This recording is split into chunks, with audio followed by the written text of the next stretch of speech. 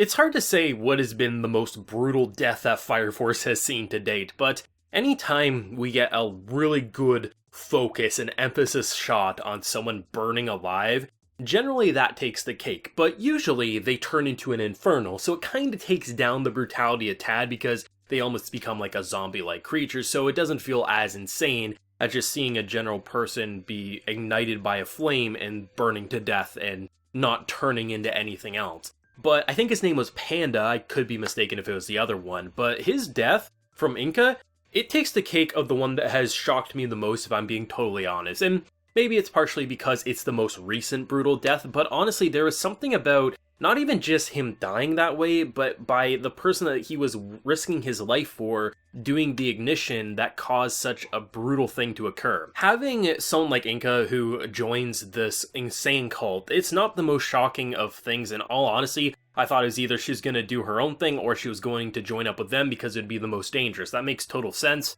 Of course, someone like Shinra didn't see it coming, which causes him to say, "I will kill you," to which she casually responds, "Oh, that sounds so much more fun than you protecting me." And I'm like,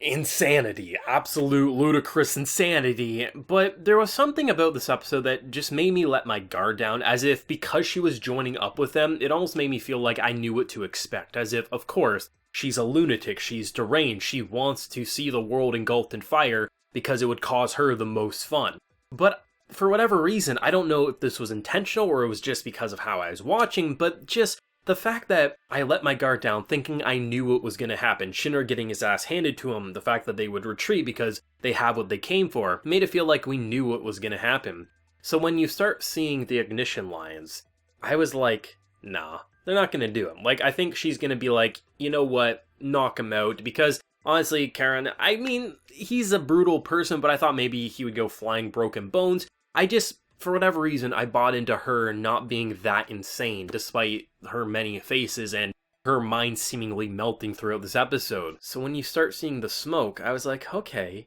he's gonna be badly wounded, 6-degree burns, and then you just see this image, and I'm like, oh my god. Fire Force just went there, and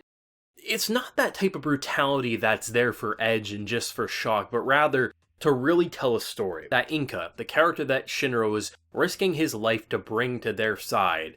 so well, she belongs with this cult so well, because if she was a part of the Fire Force, she would do what she just did to a seemingly former friend to everyone in that building when they sleep, and that's something we don't want there. She belongs with this group of insanity, and she belongs to be put underground. It's something about the storytelling with the brutality that Fire Force has found a flawless formula to really showcase insanity, not have it be edgy or just for shock, but spacing out those brutal moments to really tell something to show us just how much is on the table here. That if they really get what they want, there will be something just as bad as 250 some odd years ago where the world was engulfed in fire from volcanoes and things like that. There's something about this story that really has me hooked and I don't want to let go, which is actually why when we got some of the more classic Fire Force comedy and slice of life, it actually took me by surprise because I've grown so used to what we've been seeing over basically the entirety of this season that it took me a little bit to get comfortable with not as insane content than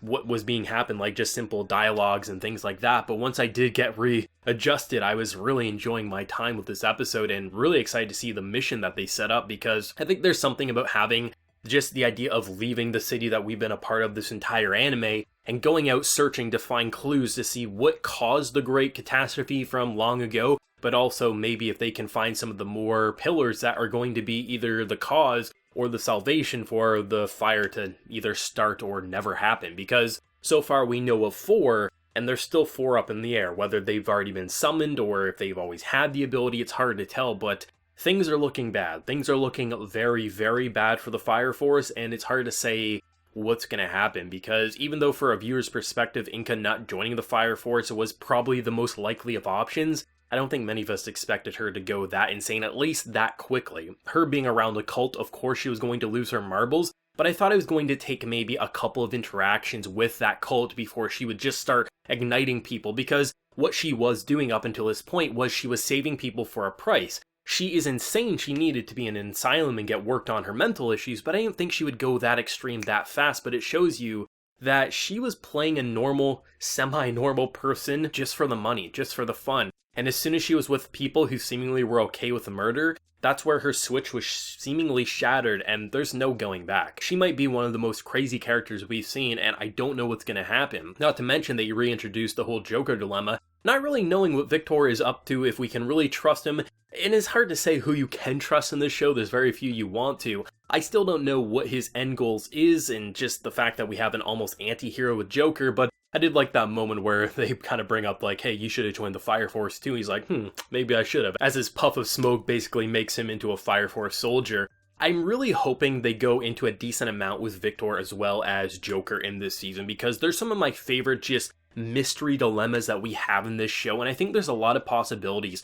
to both really help Shinra and really shatter Shinra, because he's already on edge about what's going on, whether, you know, Inca joining was the right thing for her, and if maybe his brother's already too far gone, if seemingly she was, and the fact that it's like once you're a part of that clan, you're not going to be coming back. I just think Fire Force, it really knows what it's doing right now, and even though I was a bit distracted by some of the more simple moments towards the end of the episode, it's simply because we've been watching Insanity for so long, so it obviously was a bit jarring at first, but seen by Fire Force towards the middle and later portions of the first season, they do know how to strike the balance. It's just a matter of, I think because of the amount of content they had left to adapt with the Insanity, they did have to sprinkle in some more simplistic moments, so there is no way to avoid kind of being shocked that we're like, oh yeah, we're not watching people burn alive anymore. But I'm really excited though with this mission, because I don't think it's going to be completely batshit insane like we've seen, but I do expect there will be some of it. But it'll be interesting to see the mysteries and hopefully learning more about the catastrophe, because they're definitely doing a great job. Like, they have some great characterization this season, they have some great storytelling and world building, so I think the fact that we're going to be doing some investigations, trying to find more pillars, I think there's a lot of possibilities to show some great content,